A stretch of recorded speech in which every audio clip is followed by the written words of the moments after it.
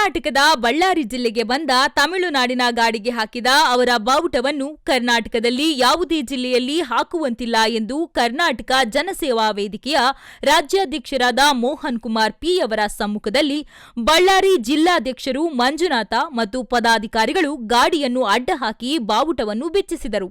ಹಾಗೆ ಕರ್ನಾಟಕದ ಗಡಿಭಾಗ ದಾಟುವವರೆಗೂ ಮತ್ತೆ ಎಲ್ಲೂ ಹಾಕುವಂತಿಲ್ಲ ಎಂದು ಅಲ್ಲಿನ ಸ್ಥಳೀಯ ಆರಕ್ಷಕರ ಮತ್ತು ಕನ್ನಡಪರ ಹೋರಾಟಗಾರರ ಹಾಗೂ ಸಾರ್ವಜನಿಕರ ಎದುರಲ್ಲೇ ಎಚ್ಚರಿಕೆ ಕೊಟ್ಟು ಕಳುಹಿಸಿದರು.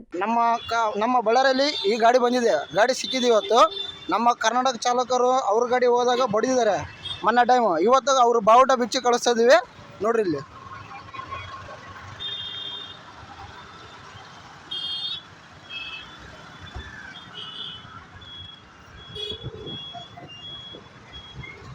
ಸರ್ ಅವ್ರು ಹೇಳ್ರಿ ಸರ್, ನಮ್ಮ ಕರ್ನಾಟಕ ಬಾರ್ಡರ್ ದಾಟೋವರಿಗೆ ಎಲ್ಲಿ ಬಿಚ್ಚೋಕೆ ಹಾಕಕ್ಕೆ ಹೋಗ್ಬಿಡ್ದು. ಅದನ್ನ